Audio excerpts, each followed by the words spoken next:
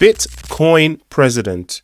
So something huge is happening with the United States and digital assets and the whole sort of putting the United States in front of all the other countries in the world, i.e. the United States regaining its foremost position when it comes to crypto.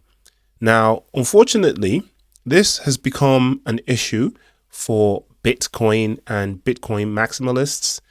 And XRP has taken a spotlight in this, and I'm going to talk about that in a minute. But first, the executive order that was signed by Trump basically paves the way for digital assets, not Bitcoin, digital assets to be used in a strategic way and basically hoarded by the United States, right? To build a reserve with the hope of using that to pay off or at least reduce the deficit and also as a hedge against inflation. This is all in the attempt to protect the United States dollar. Now, this is the big issue. Now, while that's a good thing, that is kind of bullish for digital assets. Before Trump got in, I think everybody was under the impression that Bitcoin obviously would be what would be the reserve. And then the amount of money that the US spent on Bitcoin would trickle down to other cryptos, or maybe some other cryptos might be included in the strategic reserve. Now, unfortunately, for Bitcoin maximalists, it's starting to look like Bitcoin might not even be a part of that hoard. Now, personally, I believe that Bitcoin will be, because, Bitcoin is the grandfather of all the cryptos, and it makes sense because Bitcoin is a store of value. And that's one thing that Bitcoin does really well. It stores value. Doesn't do any of the other stuff very well, the payments, the other stuff, because it's a kind of a pure blockchain token.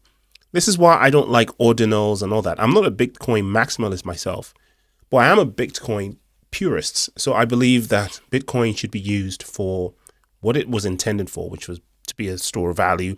I don't know if it was intended to be a payment system, but it's clear that that's failed. And Bitcoin is too large and clunky to do that. It's not scalable to that extent.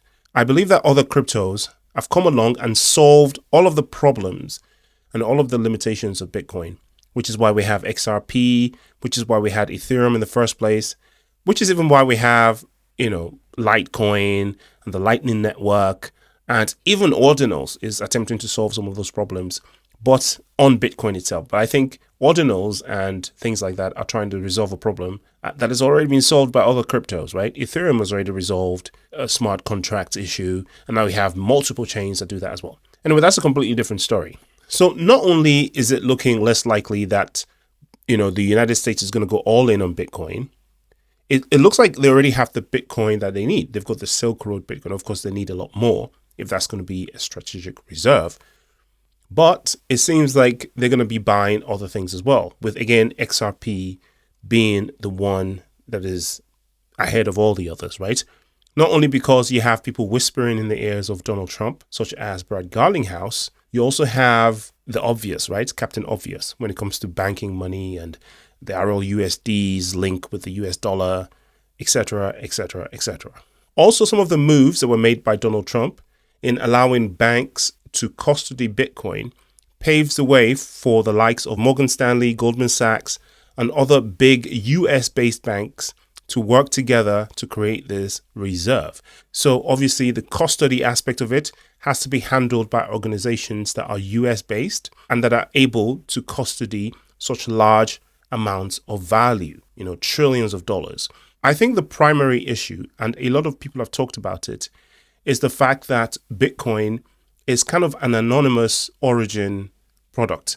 Unless, of course, the United States themselves created it, maybe one of the three-letter organizations, as some people have speculated.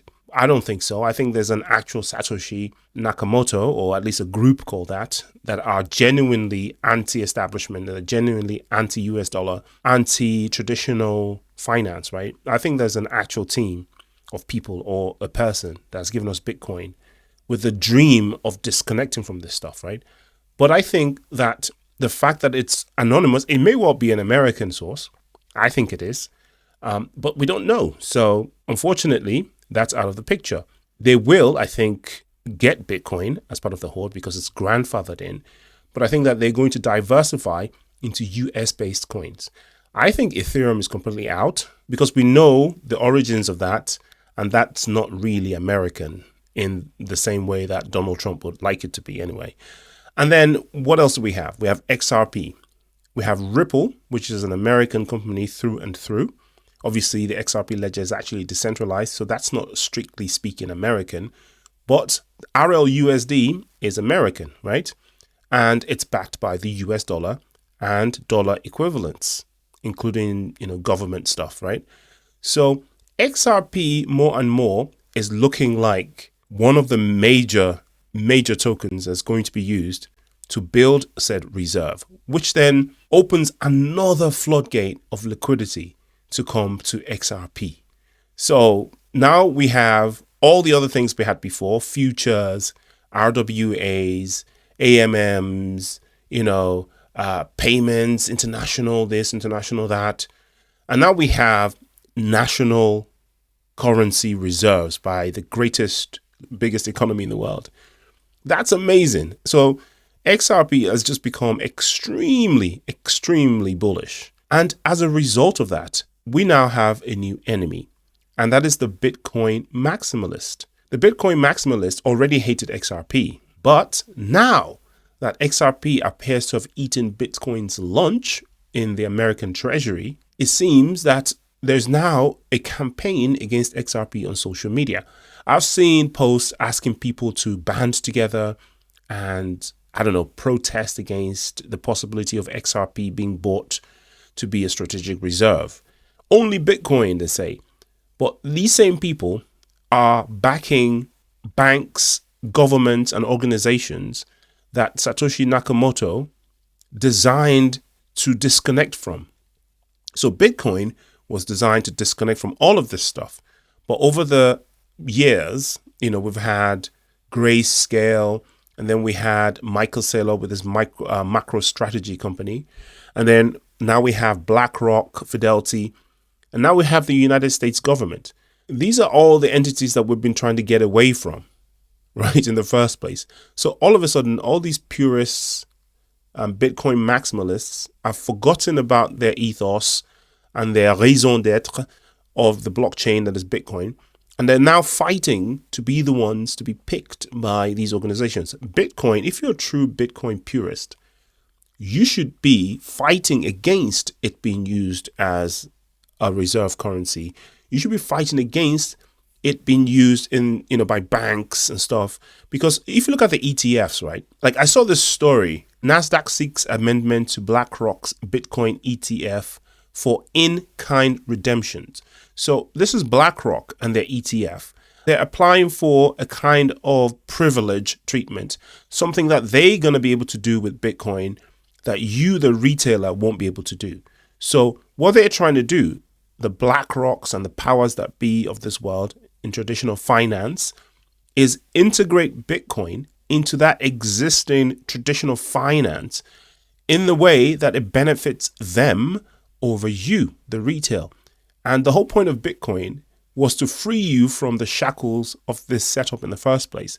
But what these guys are doing, because it costs so much money, right, is lobbying the law to exempt themselves from some of the things that you are obliged to do, right? So they want more privilege than you when dealing with Bitcoin. They want Bitcoin locked into this little cocoon that they control and their clients can access, and they decide what the laws and the rules are. And they get more and more lenient regulations as regulations tighten more and more for you, the retail trader. So today I want to transfer some Bitcoin from one exchange to the other because I wanted to take advantage of some coin that I saw was about to pump. And I had to fill out all of these documents and stuff. I had to tell them, what am I using this for? Where is it going? They want to know every single step. So that never used to be the case. I used to just be able to transfer things across from one wallet to the other and, just go through the Bitcoin blockchain. It used to take however long I wanted, charge my fees and be done. Now there are layers on top of that, verifications and KYC and approvals and this and that.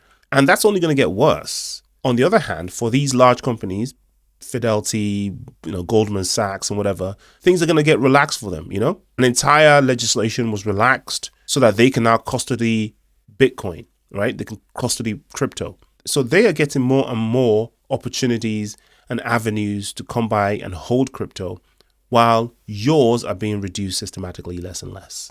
So, we have to be careful and have our eyes open about what's going on. At the end of the day, I have restructured most of my portfolio to reflect the new reality, because it is a new reality. Prior to this administration, a lot of these rules and regulations were anti-crypto, especially companies that were operating in the United States. A lot of them looking to get out, go to Portugal, to Dubai, to all those places. But now people are running back to the United States. Billionaires might start to take their money back again if this whole tax thing pans out. All of these US-based firms popping all over the place, their tokens are pumping. Time to take advantage of all of that. Not financial advice. Do your own research, and I'll see you in the next video. Peace.